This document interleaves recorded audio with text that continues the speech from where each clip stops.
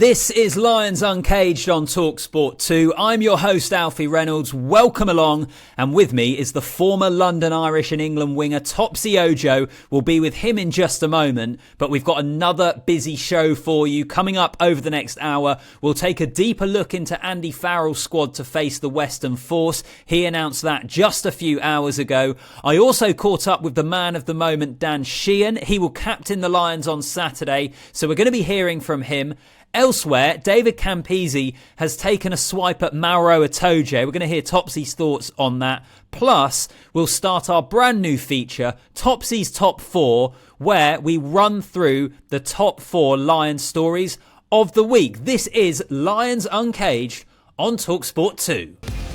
Topsy, great to be back with you, my friend. We have another game fast approaching us as the Lions play the Western Force in Perth this weekend. And Andy Farrell has announced his squad this afternoon. We'll get into all the talking points in just a moment, Topsy. But it's important, isn't it? This game on Aussie soil, the first one for the Lions down under.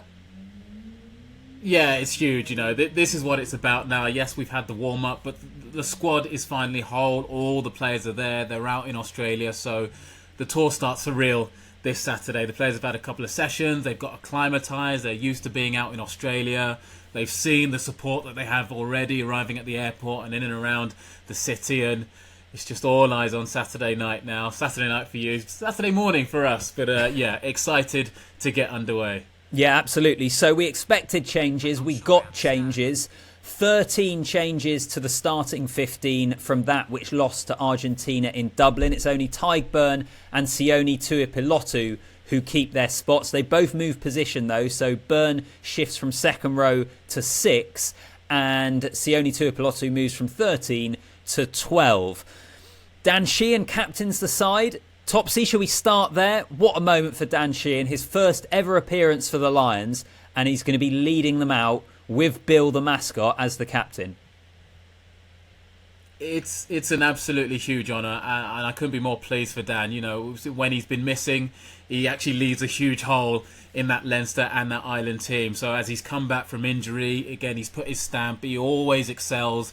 He's brilliant around the park, his set piece and his throwing. So to get the opportunity to lead the Lions out in his first Lions appearance is going to be huge, and I can't wait to see what he does, because he's a classy operator.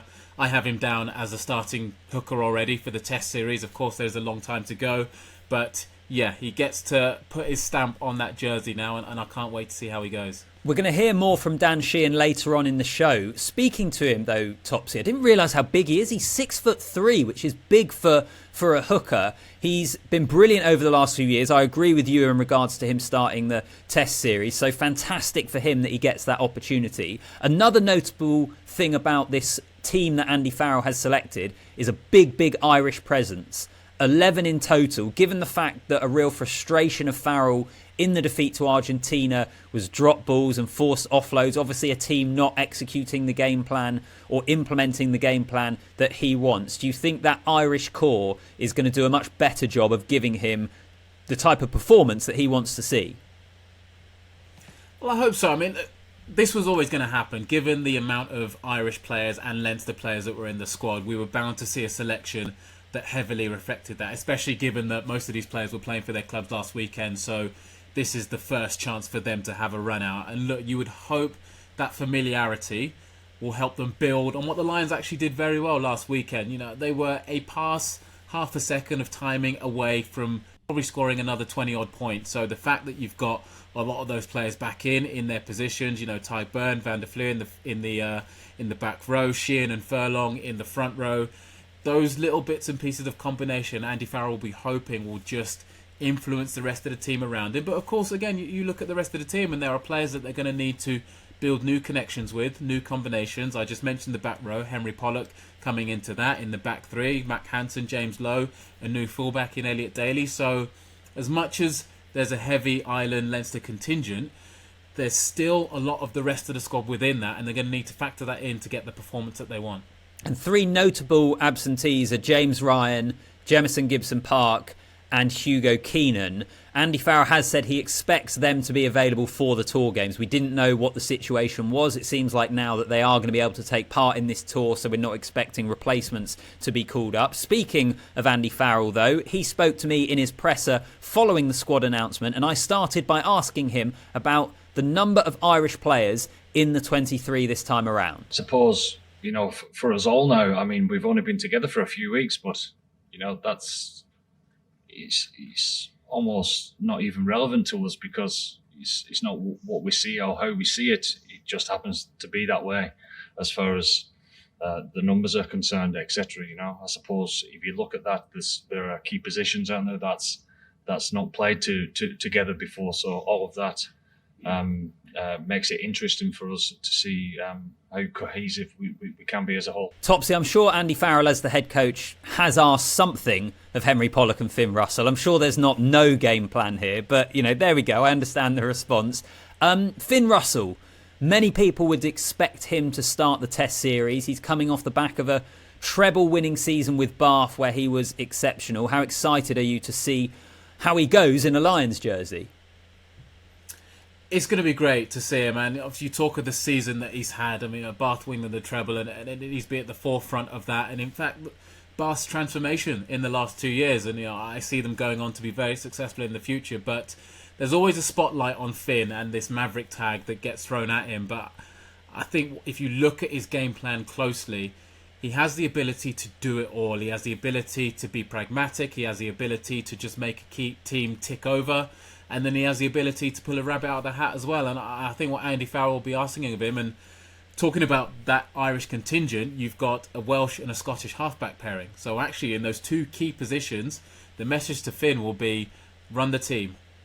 Make the team look better around you, put us in the right positions. If something's on, you're in charge, you're the chief, you drive it. This is the game plan, but feel free to put your own stamp on it as well, because that's where Finn shines. That's where he's at his best. So he's been brilliant to have been surrounded by all the players he's had at Bath and the success that they've had. Now he's in the Lions. You've got those Lions players all around you, all that experience, all that quality.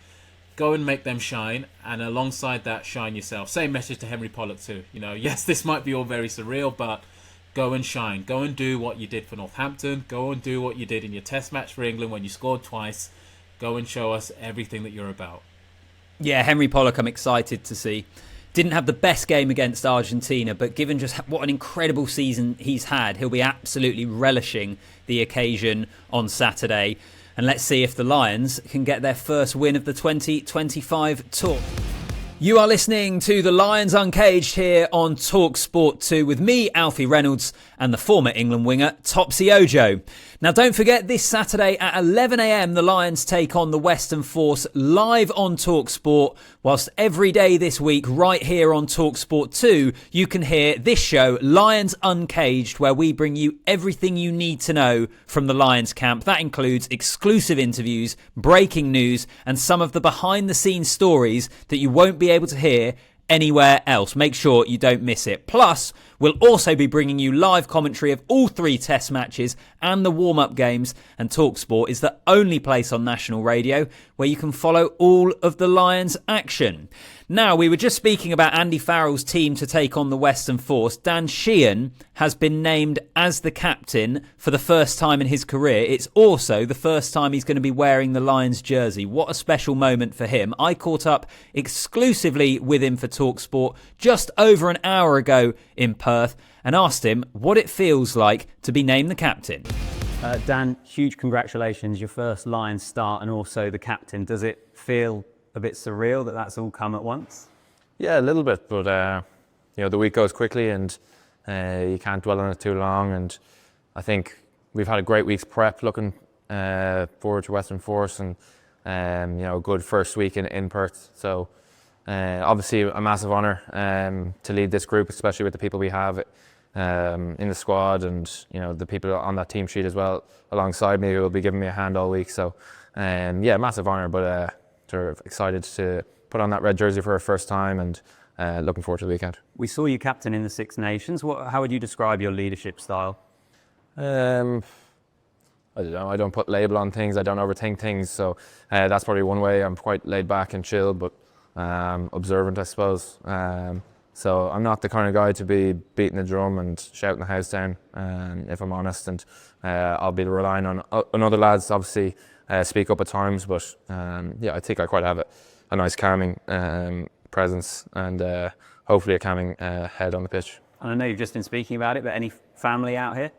Not yet. I think they're coming out in a few weeks, so I'm sure they'd love to be here. But obviously, it's a long tour, so no, it's going to be a special day.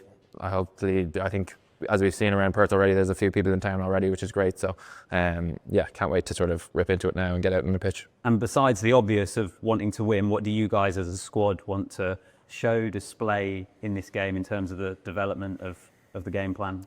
Yeah, we've obviously quite a few work-ons from last week. Obviously around our set piece, our scrum was good last week, and we need to keep that going. But around our line out and sort of breakdown stuff, I thought Argentina got good access there, and it's probably off the back of just being not on the same page a few times and being a little bit frantic. So we've had good focus this week on being quite calm and making sure we're a bit more present, a bit more careful with the ball, and we'll look forward to sort of hopefully seeing a few improvements on Saturday. And just finally, in terms of the Irish contingent in this squad, Leinster contingent as well, how helpful is that in terms of kind of understanding each other and having played together so often? Yeah, I suppose it'll be a good thing. I don't think it's something we focused on or talked about. It's just the way it sort of worked. I think a lot of us obviously involved in the URC up until the last day. So there's a good few of us running out on Saturday together, which would be nice. A good few of us making our debuts together, which would be nice. But obviously we need to connect with the other boys, and I don't know how many is it, 8, 11 in terms of Leinster players. They can't win a game with just them. So we'll be doing a good job to sort of link with everyone else and see how we go. Well, all the best on the weekend. Thank you. Dan Sheehan, really nice to speak to him and speak about his leadership style, which he kind of said he doesn't have a philosophy, which tells you everything you need to know. Do you think he's the best hooker in the world, Topsy?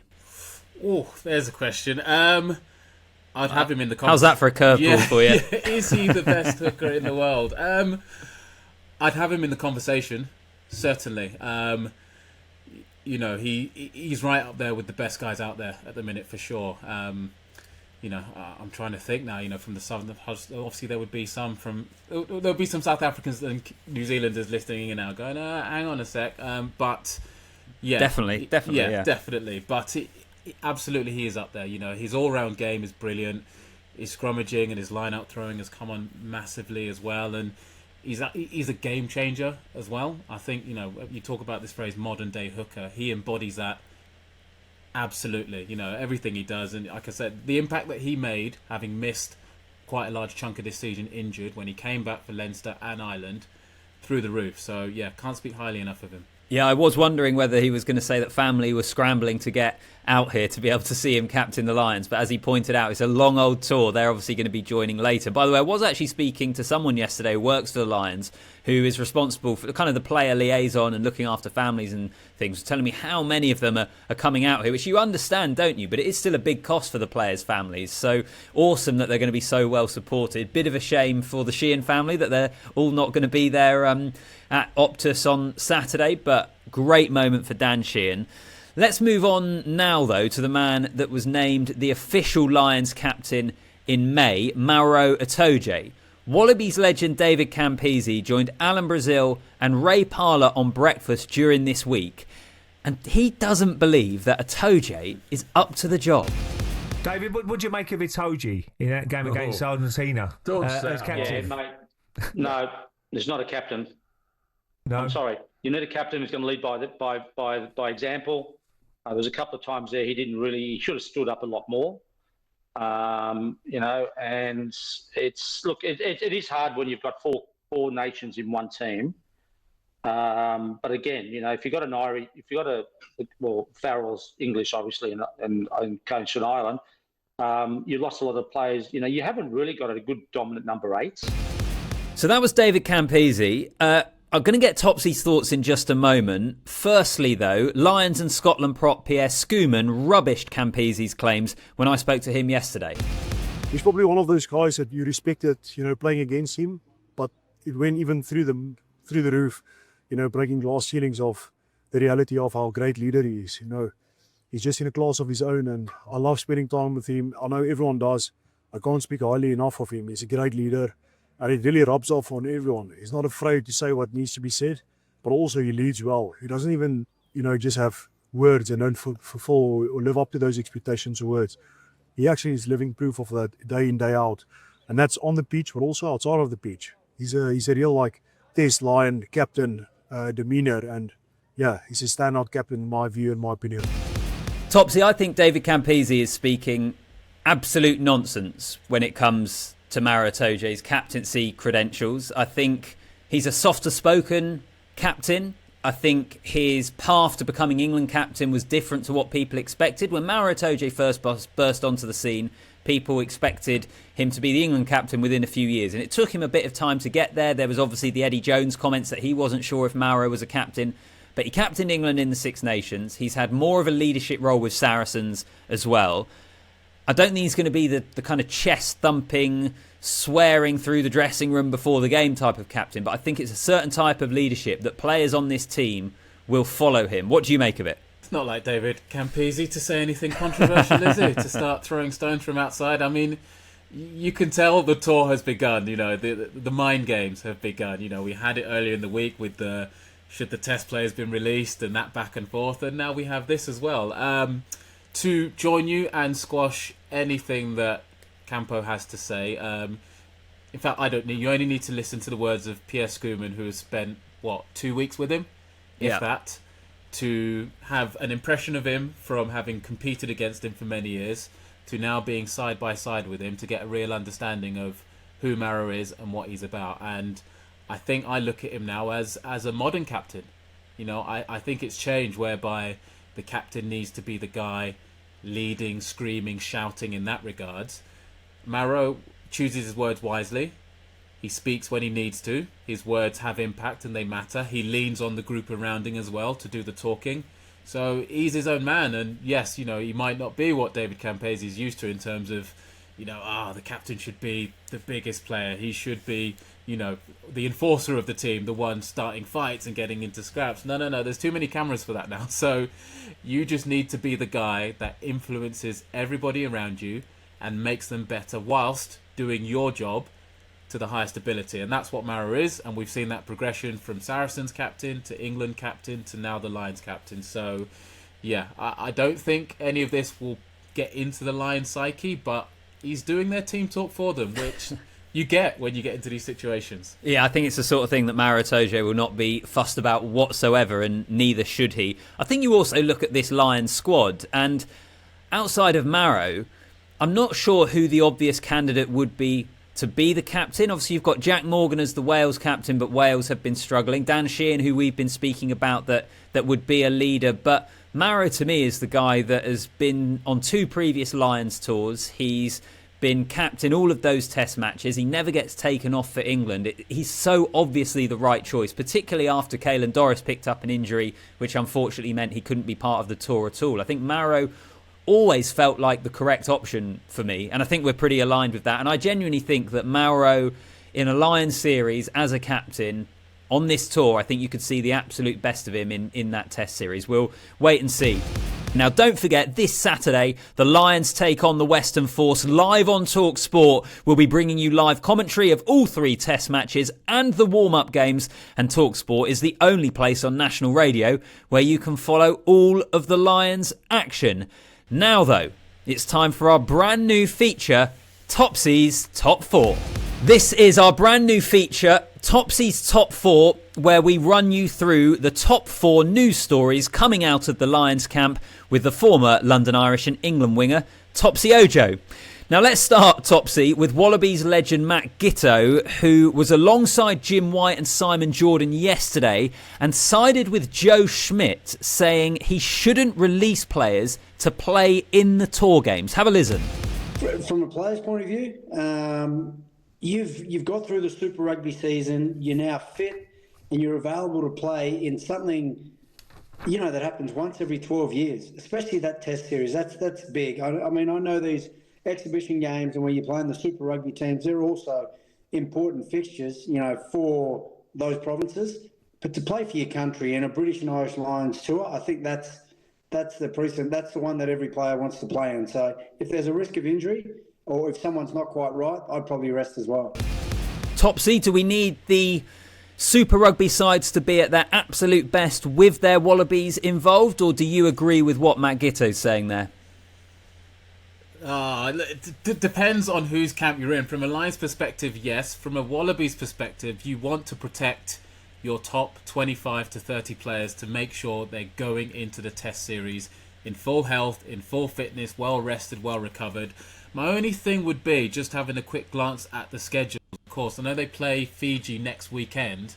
They don't have a scheduled fixture until that first test. So, I mean, 2 weeks isn't that long, but actually in terms of being primed, battle hardened, that can be a long time. So you might want a couple of your guys to go, get a flavour of the Lions, have a little taste. Like I'd say, you know, this fixture would have been perfect for some of the players. I know a few have been released, but just to make sure that 2 week gap isn't enough going into that first test, because you want to set your stall out in that first test. So on the whole, I would say play them, but I completely understand where Gitz is coming from. Yeah, it's originally when this story was developing, I was very much in the Lions camp of we need this tour to be as competitive as possible. We want to see the really good tour games. The Lions need to get tested to build up for the test series. The Wallabies should be a part of those teams. And then I've thought about it more, and I have thought, well, if I'm Joe Schmidt, if you release all your players, all your training camp at the moment, you're never going to have your full squad available. So that makes it hard for you to prepare for the test series. There's the risk of injury as well. So I could see it from the Wallabies side a bit more. I suppose the caveat to that is you look back to 2017 and a lot of those provincial teams in New Zealand had plenty of All Blacks playing for them. And we had some really, really good matches, plus then obviously a legendary series as well. So maybe both things can work. But I did have a little bit more sympathy for Joe Schmidt. Let's move on to a legend of the 2013 series win down under, the two-time Lion George North, who I caught up with over the weekend, and he spoke about his favourite ever try. It's probably one of my favourite tries for sure. I think, again, like I said, touching on the fact that, you know, we played a lot of provincial teams. The form we had, get to the first test, building up to it, got the height, the pressure, everything goes with it, and it's a privilege, absolute privilege, to be in that position. And like I said, come out of the tunnel, the first test, and I literally could not see one yellow jersey or golden jersey, and I just thought, what? Just like in the moment, you're in the heat of the battle, and you're just thinking, oh, wow, this is incredible. Like, this is nuts. There's a blasphemy before it. This is nuts. And yeah, you know, that early part, the early exchanges was a proper test match. See, they scored first. Farrell, obviously, if we had a good battle throughout the whole tour, one of my favourite battles probably. But you know, kick loose and then just blind can it running. We're doing in and a bit of running, bit of skill work, bit of footwork, and you know, I think you see my reaction is like I saw the try. I just lay there on the ball. I think that sort of, you know, 5 or 6 seconds before, you know, Foxy, Davis gets to me and Drico get to me. So I think that's just pure like disbelief of what's just happening. You know, the noise. I remember the noise being incredible, and yeah, and for me it's something that it's a massive smile on my face. Yeah, you just heard that George North speaking about the iconic try in the opening test match of the 2013 series down under, pointing at Will Genya as he went over in the left corner. Topsy, former winger, rate that try for me. I love that he described it as blind panic running. Like, you know, you've just scored for the Lions in a test and you're like, I didn't know what I was doing. But actually, you know what? You go into autopilot and you're thinking, how can I avoid players? How can I beat players? The most difficult thing actually is changing direction and not losing speed. That's a bit technical, but that is the key bit of the skill. Being able to beat players and maintain that top end speed. So a brilliant try. I loved it. And like I say, from a winger's perspective, full respect. One that jumps out for me is Sean O'Brien in New Zealand. Off for Liam Williams break, broken field. I mean, yeah, that for me is kind of up there as one of the most epic tries that I remember. Anything long range, anything with a couple of interplay. Yeah, that one stands out for me as one of the best that I've seen. Yeah, I don't think the North one is quite the greatest Lions try ever. As you say, Sean O'Brien's 17 was just unbelievable. You've got O'Driscoll 0-1 as well, in the try that he scored. There's obviously been plenty others over the decades. In terms of the North one, though, Topsy, I think, and we heard a clip on the show this week, the longer form of my interview with George North, where I spoke to him about the fact that he, I think, has the two iconic moments from that series, that try and then picking up Israel Folau, which I think is a pretty amazing thing, isn't it, for George North, that at 21, I think he had the two iconic moments of the 13 Lions tour. Yeah, and his moments that he'll have forever. So even speaking to you this week, I mean, again, that will stand out in history as George North in a Lions jersey. What do you remember? I remember those two moments because obviously Israel Folau was their superstar, as is Suaalii coming into this Test series. And yeah, George just picked him up and ran with him. And we think, should you be able to do that in a game of rugby? He's like, yeah, I can do what I want. Yeah, I think George North was at his best in around 2013. I know it was not that long after. Well, he made his debut for Wales at 18 and he was kind of 21 for that Lions tour. But so early in his career, I think he was superb at that stage. All right, let's go on to number 3. Over to breakfast now, where Wallabies legend David Campees joined Alan Brazil and Ray Parlour and said he thinks rugby is too much of a defensive game now. The game is about defence. You have a look at the game now. I watched that game the other night, the Lions versus Argentina. Argentina, I mean, some of those players are unbelievable. I don't know where they've come from, but obviously they're doing something right. And the Lions just kept on doing the same, which Andy Farrell wants to do, which they did against Ireland, against the All Blacks a couple of years ago when they beat them in New Zealand. They didn't commit anyone to a ruck, which is really good, but the teams are going to work you out pretty quickly. And I did write an article in the with James Weil, a mate of mine, in the Planet Rugby. If you have a read of it, obviously I'll give it to you guys. But the thing is, you know, the game is still rugby, but we've gone a long way away from where we were. And if Andy Farrell's going to play his rugby league, don't attack at the rucks, you guys are going to be in a bit of trouble. It's an interesting one, this, Topsy. The game's moved on from David Campese's day. We should say that. But does he have a point that the game is too defensive? He cracks me up, you know. I mean, I could actually listen to him all day. You would have the best time sat in his company. The game hasn't got too defensive. I think it's definitely got very tactical. But, you know, a 28-24 test match doesn't scream defensive to me. You only have to look at the high-scoring nature of the leagues that we have at the minute and the competitions from the Premiership to the URC to the top 14 to know that teams are probably averaging way more points than they did 5-10 years ago. There has definitely been a seriously aggressive mind shift towards attack to the point where actually it's not much fun to be a defensive coach at the minute because you know, by and large, your team are going to concede 18-plus points. And that used to be kind of the standard. Don't concede more than 14 to 20 points and you'll be in with a chance of winning. It's now, actually, you probably need to score at least 30 points to win a game. Yeah, we see more tries nowadays. I think you're right in that regard. I think the skill set all round from the players is better than ever, so therefore we see some really great attacking rugby. I just wonder whether there is anything in the fact of when it really gets to the pointy end of the game. I don't mean the Gallagher Premiership here or domestic competitions where we see basketball scores and even some internationals, but World Cup knockout games, you know, the real pressure moments, whether we do see teams shut down, reduce the game plan, play the percentages, can it sometimes get too defensive? Is there something a little bit depressing in a way that sometimes that is the way that you win those biggest games, is actually not with expansive attacking play? No, because that's rugby. You find a way to win and you use whatever tool you have in the box to get the job done. You know, I think back to the 2023 World Cup final, which was a tactical sensation, particularly when you factor in a red card. So actually both teams kicked a lot, they chased a lot, and that increased the drama and the spectacle that the final became. So, you know, it's what happens when the pressure's at its highest. Yes, you know, from an idealistic point of view, you'd love to see the players running it from everywhere and, you know, razzle-dazzle and all of that. But actually, find a way to win.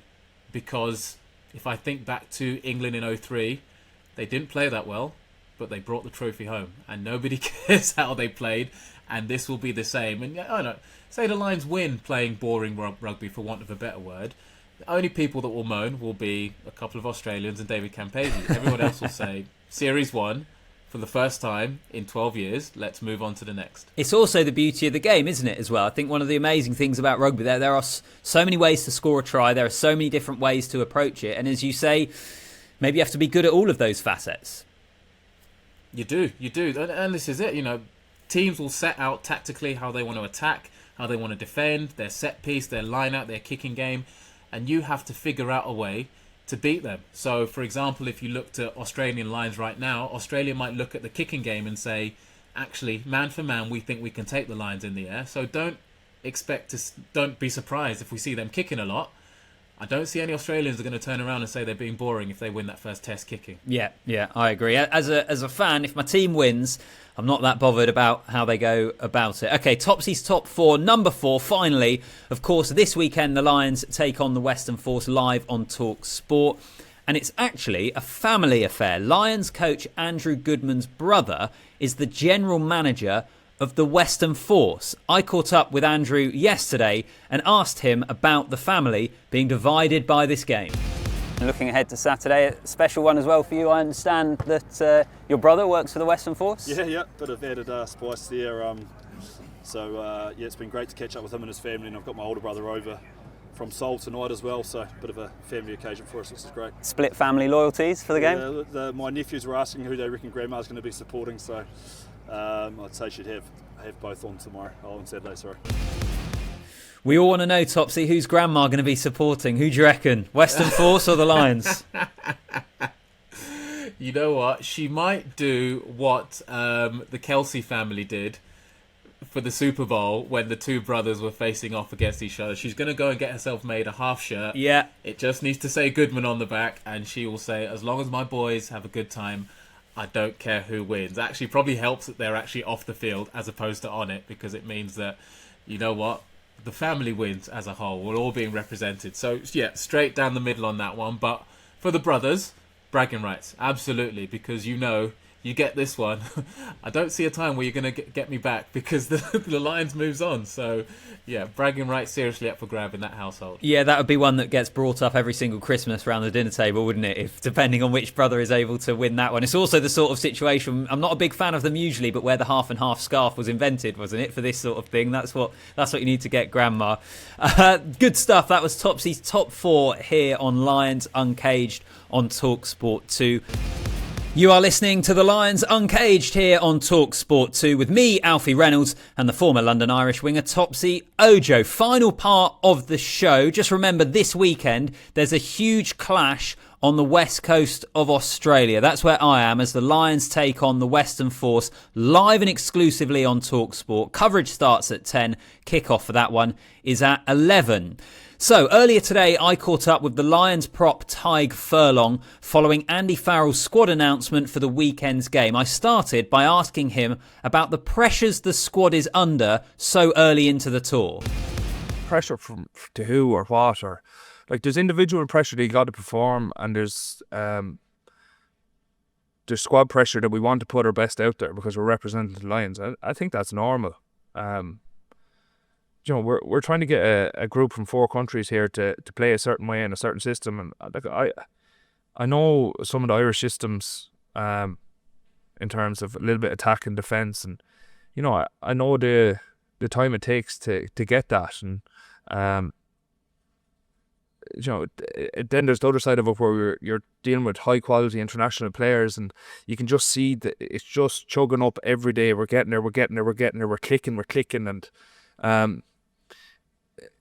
so we're just in that kind of big learning growth spurt phase at the minute, and we're looking forward to seeing what it looks like the weekend. Yeah, the reason I asked that, Topsy, is because Pierre Schoeman said yesterday that they had discussions within the group of this thing needing to come together, really. Yes, the Lions still have plenty of tour games, but actually you look at that first test against the Wallabies and it's really not that far away. So it's a really interesting dynamic of the Lions tour, of the pressure of being able to put in a performance and prove that the building blocks you think you're putting in place are working. I think it's quite fascinating. I think we will see a much better Lions performance this weekend. Tadhg Furlong, as you would expect, the experience he has both internationally and with the Lions, pretty calm about it all at this stage.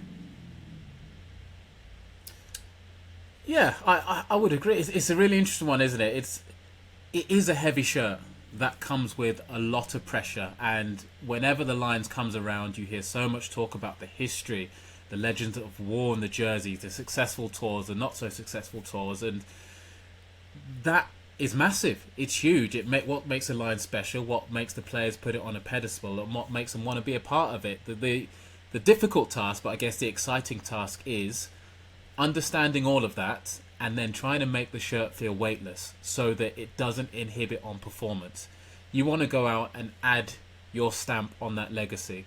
So you want to understand the history and the heritage, but say, right, how exciting would it be for me to now play my part? And because it is a shorter tour, because you have got the best players around you, the atmosphere is intensified. You know, you want to perform for yourself, for the squad around you, for the history of the jersey, and ultimately to put yourself in the frame to be selected for the Test series. So all of that is going in and around, and the challenge is to make sure that it doesn't weigh you down. Make sure that it isn't too heavy. Make sure that it doesn't overwhelm you with thought, with stress, with tension. That means that you don't do the things that got you selected in the first place.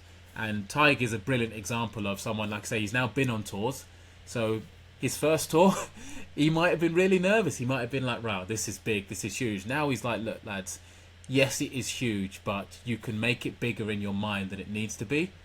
Ultimately, we are now a rugby team. We need to train as one. We need to get the combinations flowing so that we can go out and do what we all want to do, which is play good rugby and win Test matches. Well, I also spoke today, before chatting to the Lions, to the head coach of the Western Force, Simon Cron, and he said he's ready for the challenge that the Lions pose. How hard is it to prepare for the Lions when they've only played one game and we're expecting a very, very different team in terms of selection? Yeah, no, it's challenging. And, you know, like any team, you finish Super Rugby and there's changes in your squad, and there's, you know, you really need the guys who potentially won't play to step up and help with training and drive standards and expectations, and they've done that really well in our group. We're really proud of those guys. But it is a different beast, and like you say, it's a once in a lifetime for a lot of these guys. So, you know, walk towards it. How have you approached it? Have you looked at the Argentina game or looked at what Ireland done, or has it just been more focusing on yourselves? No, all of that. Yeah, all of that. You look at all of them and you kind of have a look at it. The big rocks. We can't go too wide. ABC, assume some things, believe nothing, and confirm on field is probably our approach. And we've got some guys on that field that can do that. And then there'll be other guys that you know, we're just working on making sure that they play the game, not the occasion, and helping them, you know, drive so that they're the best on the night. Topsy, just the final moments of the show then. Tee it up for me. How important is this tour game against the Western Force for the Lions on Saturday, given that it's their first one on Aussie soil? It can really set a tone down under. Yeah, it's huge, and it is a cliche, but the next game is the most important one, and that will change week to week. This is the first opportunity that the full squad are now together. It's the first run out on Australian soil, and the guys that now get the privilege of playing this weekend need to set the tone for the games coming up, because once we get into this Saturday, the games come thick and fast. The team will be chopping and changing, so every minute that you get to spend on the pitch on the weekend in particular, you have to make it count. So that starts this Saturday. It's going to be brilliant to be out there. Of course, you're the lucky one. You've got the front row seat to the action. I'll be in front of the TV with a coffee and a bacon sandwich, which is equally as good. But yeah, can't wait to get going. Can't wait to see what the team produces and to really get stuck into this Lions tour. Do you think it will be as one-sided as games previously have been? You go back to 2001, it wasn't even the Western Force then, it was Western Australia. When it was the Western Force in 13, they put 70 points on them. Just really quickly, Topsy, do you think the Lions win this easily? I think they win, but not easily. I think it will take them a good 50, 60 minutes to break it down, because, again, this is a great opportunity for the Force to get stuck into the Lions too. Yeah, looking forward to it. I agree. I think the Lions will win. I think the Force will give a really good go of it, but I think particularly with the Irish connection in this Lions team that they'll have too much for them. I will be at the stadium tomorrow on Friday as the team go through their captain's run, and then on Saturday it is going to be that match. Thanks very much for listening, everyone. Don't forget, on Saturday against the Western Force, it's live on talkSPORT. And every day this week, right here on talkSPORT 2, you can hear Lions Uncaged. Plus, we're going to be bringing you live commentary of all 3 test matches, the warm-up games, and talkSPORT, the only place on national radio where you can follow all of the Lions action. This has been Lions Uncaged here on talkSPORT 2. Tune in tomorrow morning from 11 a.m. for more exclusive interviews. Thanks very much for listening.